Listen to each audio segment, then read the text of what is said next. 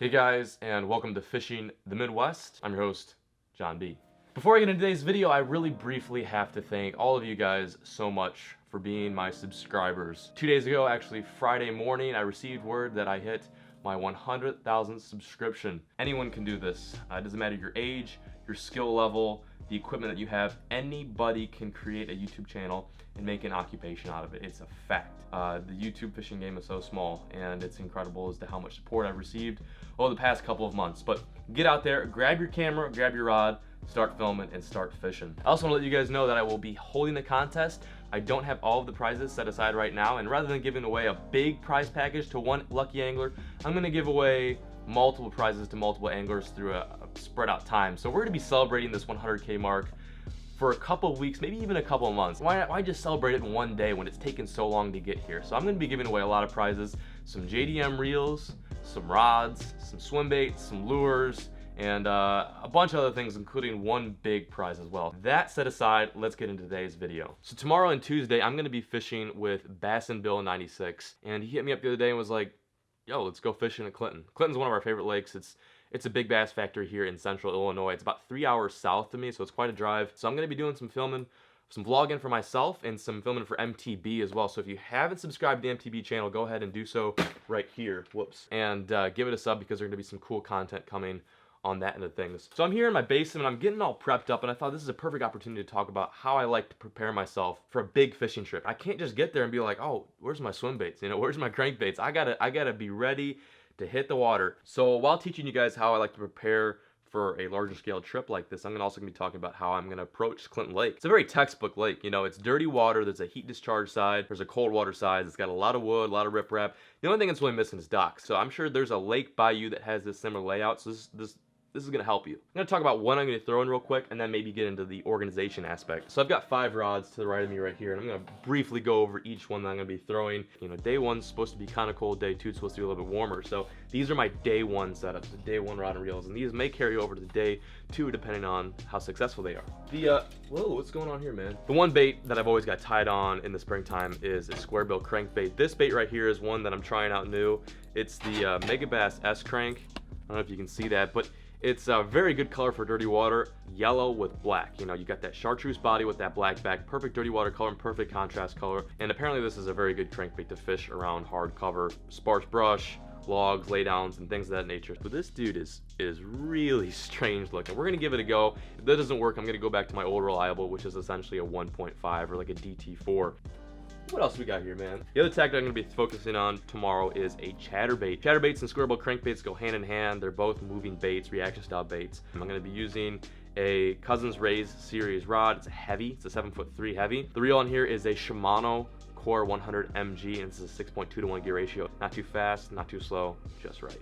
After that, we've got a jerkbait. You can't go fishing in the spring without a jerkbait setup. I've got kind of a sizable jerkbait on here. This is a 6 cents jerkbait. I'm not specifically sure on the name of this, but I found that right out of the package it floats like really fast. You know, they don't have to suspend all the time, but this bait was going really high up. So what I actually did is here I put a split ring on the nose and a split ring right on the first treble hook right there, and that's gonna not only allow that bait to stay suspended or not float as fast, but it's also gonna keep that bait nose down, and that's kind of the position that you want when you're fishing in the springtime in colder water. Throwing 12-pound tufts in here because I don't want to, again, hinder how deep that bait's going to get down. And while 12 might be a little too light for some of the fish and some of the stuff I'm going to be fishing around, we're going to give it a go. Worst case scenario, I can switch to 15 or even 17 in some cases.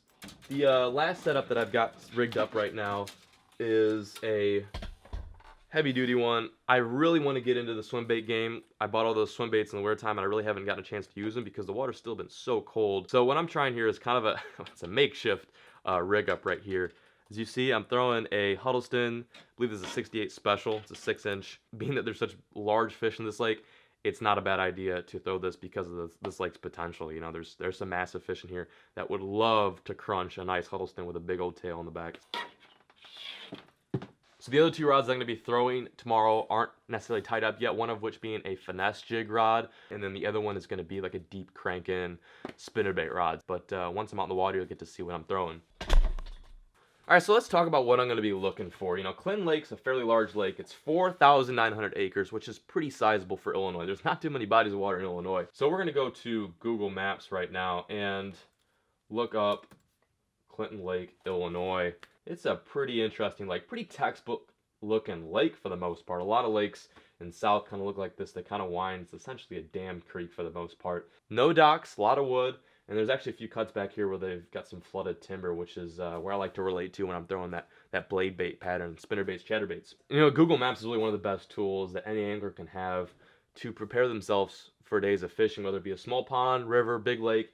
Doesn't matter. It can really tell you a lot about the body of water that you're fishing, but it's a good reference point. It's a good way to kind of get your bearings straight, realize what kind of water you're going to be fishing. Actually, you can tell a lot about the water clarity. Just first glance, I can tell it's a dirty water lake. Especially with the rain we've been getting, it's probably going to be a little extra dirtier, so I'm really going to have to focus on staying tight to the brush. You know, if you've got a dirty water lake that's got a bunch of timber, you're not going to want to go in the middle of like a random deep hump and throw a drop shot. That just really doesn't make sense. Even though that bite may work, it's good to focus on what you've got at hand. I've got shallow water with a bunch of flooded timber, and the water's dirty. Those fish are going to be relating tight to that wood. So I'm going to be picking baits that correlate with that pattern. And I like to look for woody areas. Actually, if I zoom in here, I can find a nice cut that's got just a bunch of flooded timber, and that's almost like a little like a Lake Falcon situation here. You've got all these trees that are literally submerged underwater. If I were new to fishing this lake, that's probably the first place I'm going to go, especially for springtime fishing when you've got a lot of flooded situations and you know those fish are going to be tight to cover. So let's say I've kind of done my homework. I've figured out what the lake's going to look like. I have a general idea of what I'm going to be throwing. What's my next step here? So usually the next step for me is figuring out what baits I'm going to start off with. What are the initial lures that I'm going to have tied on when I get to the lake? For me personally, this always changes as soon as I get to the ramp. I've got an idea of what I'm going to be throwing, but as soon as I see the lake, as soon as I see the weather and the water clarity, I end up changing all my baits before I can even get my first cast off. That's not something I recommend. Go with your gut. If you think they're going to be biting on a certain bait, toss it for a while. You know, don't throw it for the entire day without getting bit, but try to work in a pattern with what you've already had in mind. Throw the lures that you think are going to work. So I guess the question is how do you figure out what baits are going to work for the lake that you're fishing? The best way to determine this is pick out the baits that you're most comfortable with. If you're going to be fishing a lake that's totally new to you, don't start off with a new tactic. Don't start throwing drop shots if you're a power fisherman, if you're used to crankbait fishing. If that's your strength, go with it. So now that I've got an idea of what bait I'm going to throw, it's time to figure out the color or pattern of what you're trying to imitate when you're out in the water. It's always a good idea to figure out what kind of forage is in the lake that you're fishing. So today I kind of did some research, figured out that Clinton Lake is a largely shad populated lake. Right now I'm going to focus on throwing shad patterns, and in dirty water I don't really like to match the hatch, generally because it's dirty water and the fish aren't going to be examining that bait to its fullest ability and just kind of making sure that looks just like a shad. So the baits I like to throw that really stand out in dirty or stained water are kind of brighter colors like this, especially if I'm fishing on a sunny day. Black back with chartreuse belly is a perfect color. Another one is chartreuse with blue. And I like to throw this when you've got kind of a greener tint in the water, like more like an algae bloom, which doesn't really happen until later summer, but still a really great color to throw in dirty water nonetheless. It's not always a bad idea to throw a dark red, and when I'm throwing this, I'm trying to imitate a crawdad, but that doesn't always mean that you have to work it on the bottom like a crawdad. These baits sometimes fool the fish into thinking, you know, this is just something moving across my territory, I'm going to eat it. They don't necessarily have to be eating craws in order for you to throw like a crawdad color bait, if that makes any sense. So the last thing I really like to focus on is my equipment preparation. I know a lot of people give me flack for having all of this equipment, and they say, you know, you don't need all these rods and reels to catch fish, and it's absolutely true. You're absolutely right. But one thing I really try to stress and make a large point of is it's good to have equipment that works, functioning equipment. For example, this reel right here, this is probably one of my favorite reels. It's not the lightest reel, it's not the most expensive reel, but it's very, very durable. It's got a life that'll last about 4 years. I've actually got one around here, I think this one right here, that's going on 4 years, and it sounds pretty rough. You know, it's not the best reel on earth, but it still functions, and I still use it to date. But the reels really are something I spend a whole lot of time on. If I'm fishing a big trip, I'll usually clean them. I'll put a little oil, a very small drop of oil within the bearings, and I just make sure everything's working because I don't want to get out in the water, take one first cast, and have a massive bird's nest and have to deal with that thing for, you know, 10-20 minutes. It's happened many, many times. I hope you guys enjoyed today's episode. If you have any questions about gear preparation, always feel free to leave me a comment in the comment section below. Follow my Twitter, follow my Facebook and Instagram. I'm going to be keeping you guys up to date as I continue this journey to Lake Clinton. It should be a good time. I'm really looking forward to fishing with Chris and Billy. I'm stoked. I'm going to be filming a lot for Mystery Tackle Box and a little bit for Fishing the Midwest, so keep on the lookout for some solid content. Thank you guys so much for being there and supporting me throughout all of these years since 2009, especially for some of you newer subscribers out there. As always, good fishing, and I'll catch you guys next time on the next episode of Fishing the Midwest.